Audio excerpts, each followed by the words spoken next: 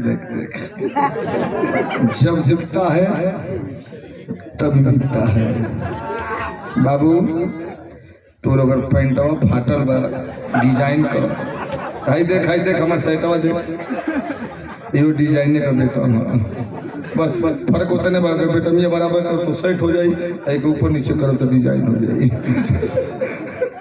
पहले आदमी अगर पहले 10-15 साल पहले अगर केहू को पैंट अगल बगल चुतर उतर पर चाहे पीछे अगर है गोड़ पर फटल है तो सरवा फाटल बा। ऐसे में अगर हकीकतों को फाटल है ना तो आदमी कहीं बम काटा बारे हिंदुस्तान एमा गरीबी अभी अगर हकीकतों फाटल है तो कहीं फैसली ना ऐसा इधर आओ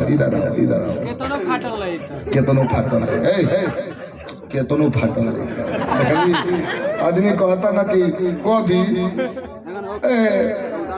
मऊ से जब इधर पार कर दी तो खाली कभी पैदे केतनो फाटल सुनो अभी कहानी है ना स्टैंड तो कॉल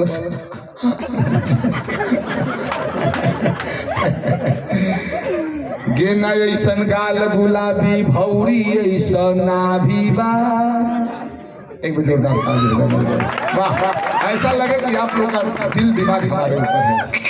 हाथ नीचे करो, बाल को पीछे करो, दिखता है तभी दिखता है।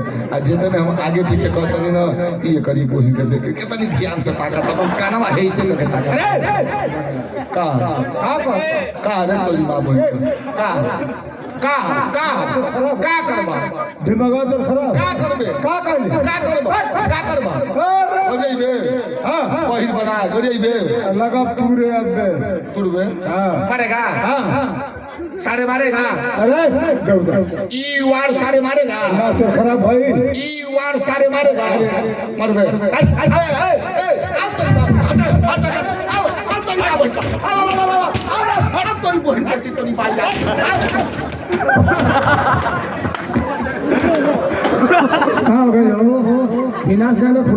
पहले की मत जाओ कोई लगे मार दे फाल्ट हो जीव हो सड़ी वाले चल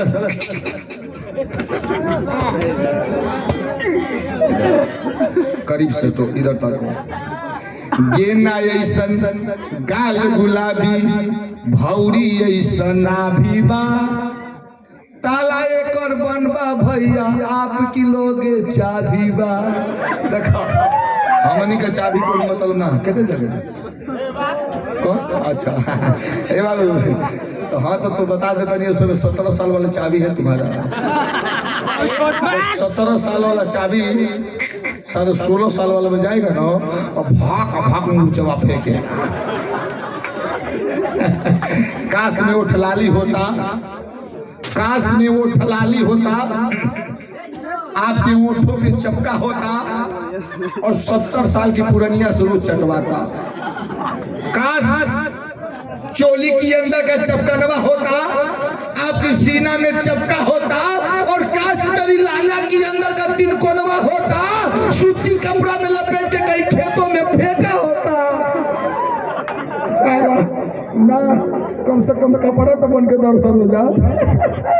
लगाओ गाना खतर वाला जगह, टेंशन वाला गाना लगा गड़ीवान।